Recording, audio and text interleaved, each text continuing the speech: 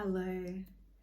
If you made it to today's workshop, thank you so much for being with me and sharing lunchtime with me. If you were unable to attend, I know a few people got caught up. I wanted to just jump on and do a little bit of a recap. As promised, I wanted to talk today about the end of year review and the 5 common self-limiting beliefs that get triggered at this time of year. I shared the top 5 limiting beliefs, which are all varied in their actual wording depending on the individual, but they are deep in our subconscious mind, programmed from when we're a child even, or maybe some sort of traumatic experience with an end of year review of the past. These self-limiting beliefs really cloud the way we view information, the way we receive information, and the way that we prepare for our end of year review. So here are the top 5 self-limiting beliefs or themes behind the beliefs. The first one is really that fear of failure. At the end of the year review, we're looking at our year, we're assessing our year, we're appraising ourselves as an employee and so is our manager. So the fear of failure can often pop up and really have us either avoiding using behaviors such as smoke and mirrors, or we may even be absolutely frozen in fear, terrified that we're going to fail, terrified that we're maybe even going to be fired because we're not meeting expectations. The second one is people in authority. Now, this one, particularly in my generation, was well set by our teachers, sometimes even parents threatening to call the police if we were naughty. But people in authority are often placed with this certain level of power over us.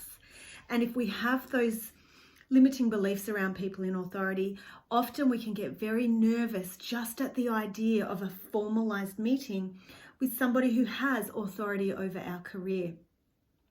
So this can have us also panicked, fear-ridden, crippled with fear, and unable to be present in the conversation that we're having with our manager. Another very common self-limiting belief across all organizations, all people, professional and private life, is I'm not good enough. And again, the wording is different with everybody, but it really represents our inner critic, those little repeated messages we get from deep within ourselves. If we believe on any level or any variation of I'm not good enough, everything we hear in our end of year review is almost tarnished through the lens of I'm not good enough. The brain goes searching for reasons to believe I'm not good enough. We're assessing their tone of voice, their look on their face, and we're really at the whim of realizing the information that's telling us that we're not good enough, which makes it really hard to hear, to appreciate all of the other great gems that come out of our end of year review. Another one is that people will find out. So this is a real guilt and shame based limiting belief, and it can go back to childhood, it can go back to a mistake that we've made that year, but we're really bound by a past mistake or something in the past, and it prevents us from being able to move forward or even learn from that mistake. If we're bringing that into our end of year review, the energy we're projecting is that guilt and shame, and we're really unable to sink into finding any growth in that meeting and in that experience. And number 5 is all around self-worth, self-esteem, our contribution that we add. And it can sound like I don't feel worthy. It can sound like people don't see my worth. My contributions are not recognized unless some sort of caveat happens. So if we feel like we don't have that worth and that people don't see our worth, it can be a really awful ordeal preparing, presenting for, and showing up to our end of year review. I also shared 7 tips on how to get through the end of year review process. And these included the first one being focusing on our strengths and opportunities. So where we place our attention is what we grow into a conversation.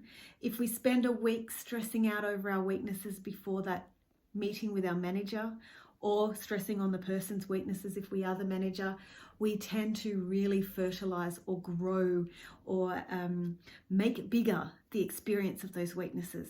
Same works with the opposite. So focusing on strengths, focusing on finding positivity, being present, allowing ourselves to be in that meeting with that person instead of worried about the future or regretful about the past. We can do this by practicing mindfulness, even role playing that meeting. We want to look to our feedback that we get from our manager as a real signpost to our growth. Actually write down 1, 2, 3 on a piece of paper and look for those 3 pieces of feedback that you're going to get. No matter how they are presented, no matter how you receive them, make the commitment that those 3 pieces of information will be your signpost, will be your action steps.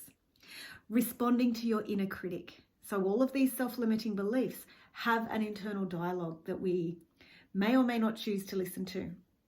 Actively participating and responding to that dialogue is a great way to use your awareness and your power and say, I can appreciate that I have this limiting belief. I won't let it stop me today. We can ask ourselves some questions such as, what can I learn from this?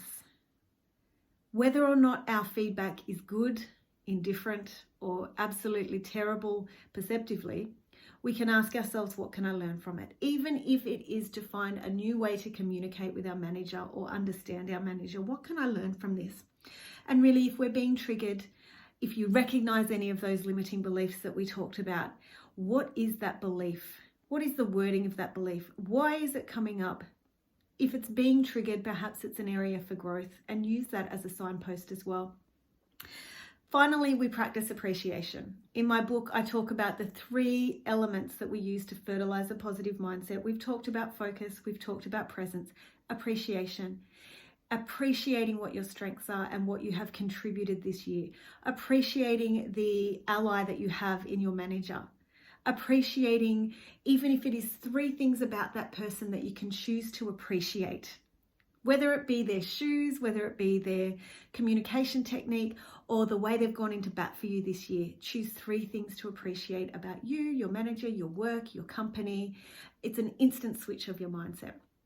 So if you have recognized any of the self-limiting beliefs that we talked about today, knowing that we all have our own dialogue, our own wording around them, feel free to open up this conversation with myself or with your manager.